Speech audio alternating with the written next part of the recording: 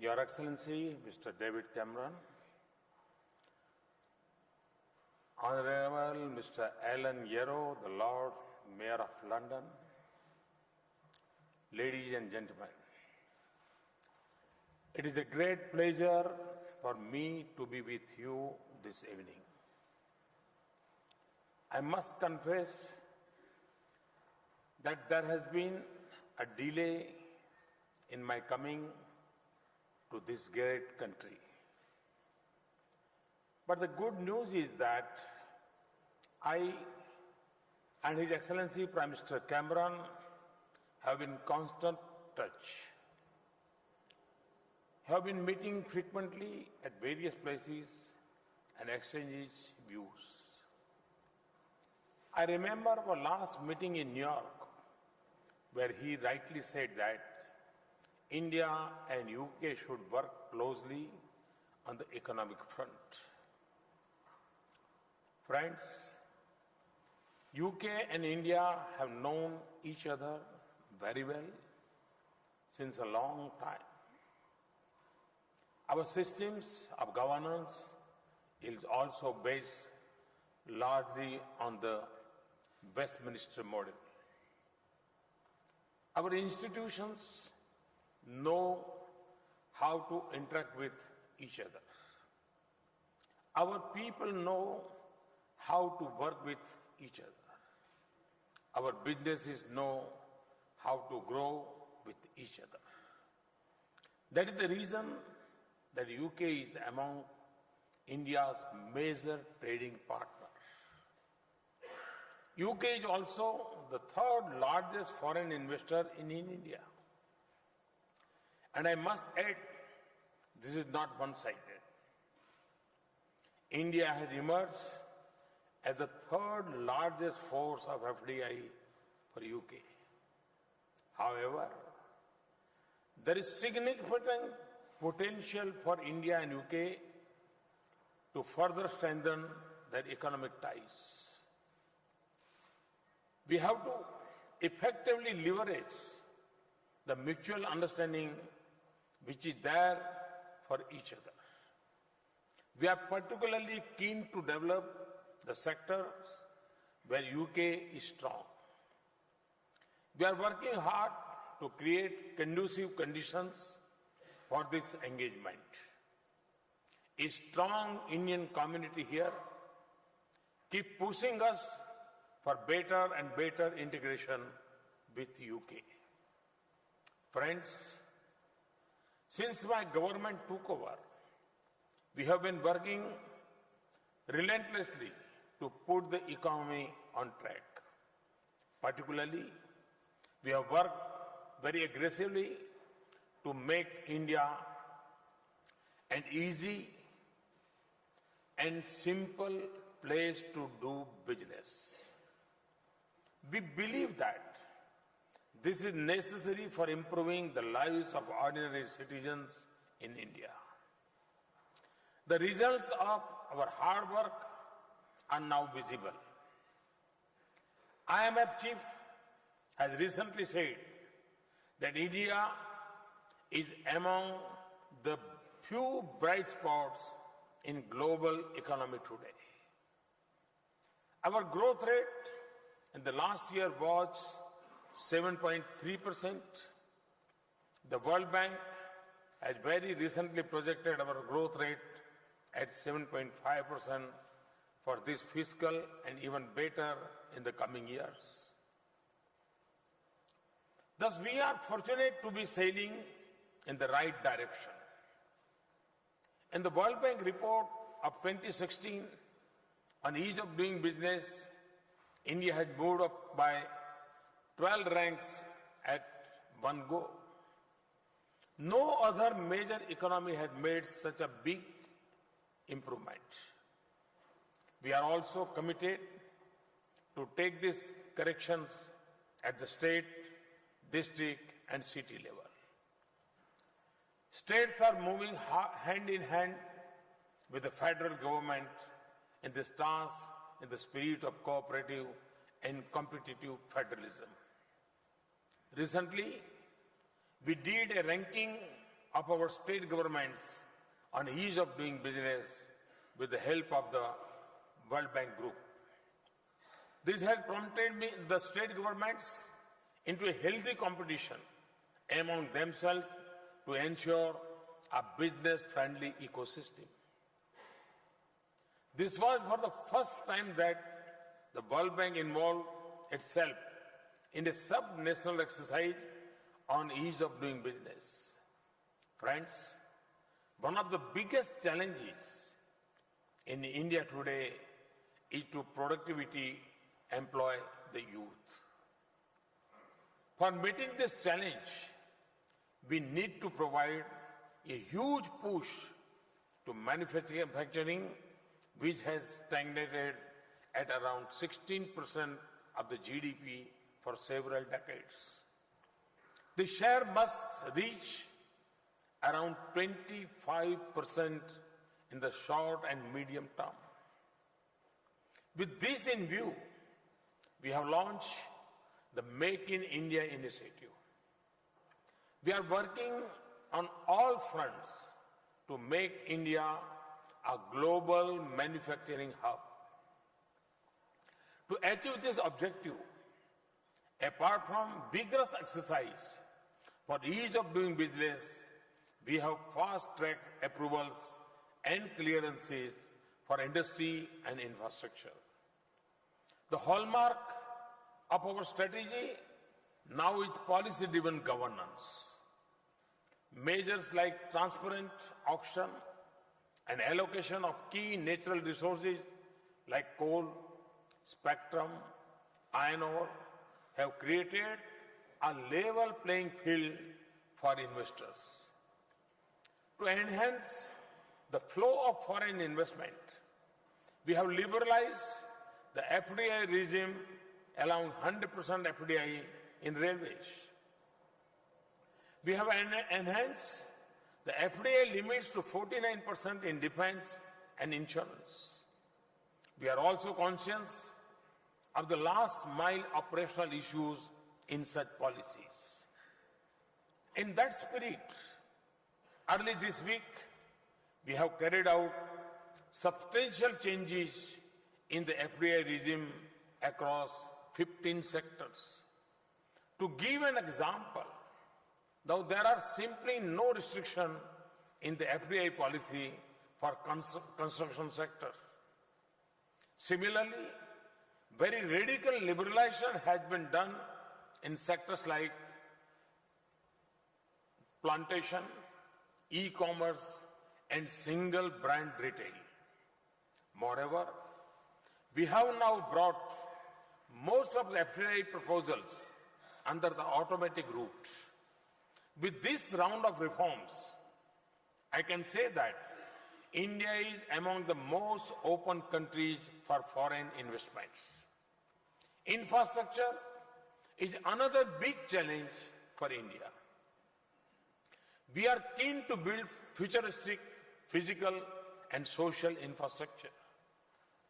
Through self-imposed discipline in financial management, we have been able to allocate more resources for infrastructure sectors. In addition, we are setting up an India Investment and Infrastructure Fund. We have targeted an annual contribution of $3.5 billion into this fund from our own resources. We are putting in place a professional team for asset management. We have also come up with the mechanism of tax-free infrastructure bonds for projects in rail, road and other sectors. We will work together with the British government, industry and the financial market to deepen our relationship and harness their interest in India's infrastructure. Very soon, these bonds will become strong instruments for engagement between our financial markets. Friends, there were a number of regulatory and taxation issues which were adversely impacting on the sentiments of foreign investors. We have taken a very decisive step to remove a number of long pending concerns. To give you some example, we have expedited regulatory clearances, including security and environmental clearance. We have increased the validity period of defense industry licenses up to 18 years from 3 years previously. We have taken almost 60% of the defense items out of the licensing process and liberalized a number of restrictions like end-use certificate for the exports. We have clearly articulated that we will not resort to retrospective taxation and demonstrated this position in a number of ways. This includes not going for imposition of minimum alternate tax of FPIS. We have introduced the concept of composite sector caps for the FPIs and other foreign investors. We have notified the regulations for the alternative investment funds. We have rationalized the capital gain tax regime for real estate investment trusts. We have modified the permanent establishment norms. We have also decided to defer the implementation of the general anti-avoidance rules for 2 years. We have introduced the GST bill in Parliament. We are hopeful to roll it out in 2016. We are working on a new bankruptcy code. The company law tribunal is soon going to be formed. Friends, we want to make sure that our tax regime is transparent and predictable. We are also keen to see that genuine investors and honest taxpayers get quick and fair decisions on tax matters. As a result of our initiatives, the sentiments for private investment and inflow of foreign investment have turned positive. FDI inflows have gone up by 40% compared with previous year's corresponding period. India has been recently ranked as the most attractive investment destination by Ernst & Young. In a ranking of the top greenfield investment destinations, in the first half of 2015, India is at number 1. Foreign Policy magazine of USA has ranked India as number 1 FDI destination. In a study of 100 countries on growth, innovation, and leadership, India has been ranked number 1 by Frost and Sullivan. India has improved its UNCTAD ranking of investment activeness from 15th to 9th. India has also jumped 16 places on the World Economic Forum's Global Competitive Index. Moody's have upgraded the rating of India as positive. Thus, just 18 months, we have successfully restored the credibility of India in the eyes of global players. Through PPP, we are encouraging private investments in areas where earlier only government used to invest. We are also divesting our stake in the public sector enterprises to instill market discipline. We are keen to learn from your experience in structuring and implementing PPP projects. I am personally convinced and want to assure you that India is committed to protect intellectual property rights of all innovators and entrepreneurs. We have taken several initiatives for transparency and online processing in IP administration. A comprehensive national IPR policy is being finalized. Friends, we want your active involvement in translating our dreams into reality. Our commitment and aggressiveness to achieve the goal in a faster and effective manner offers immense opportunities to British companies. These opportunities range from building 50 million houses to setting up 100 smart cities, modernization of railway network, and redevelopment of stations to new railway corridors. Generation of 175 gigawatt of renewable energy to transmission and distribution networks. From national highways and bridges to metro rail networks. Such a huge potential for creation of infrastructure and production of goods will not be available in any other country. More importantly, no one place on the earth can offer the potential for usage and consumption on such a massive scale. We are trying to harness this potential through our policies and people. The campaigns like Digital India and Skill India are designed to prepare the people to take part in this process.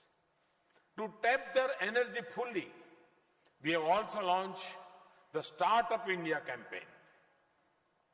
We have witnessed massive growth in the number of startups in the recent past. Some of these have already begun to challenge established global players. Friends, India is on the threshold of a big IT revolution. We are encouraging it to fast-track the services to our 1.25 billion people. New technology and renewable energy is our new mantra. Whatever we do, we'll do in a cleaner and greener way. Energy efficiency, water recycling, waste to energy, clean India, and river cleaning are among those initiatives. These initiatives provide additional avenues for investment in modern technology and human resources. Ours is a country of the vibrant youth and a rising middle class. There is a huge domestic market in India. I have been saying that 3 Ds of democracy, demography, and demand is our basic strength. Moreover, talented young minds in India have now begun taking risks. They are preferring to become entrepreneurs. Thus, we have moved forward from D to E, which is entrepreneurship.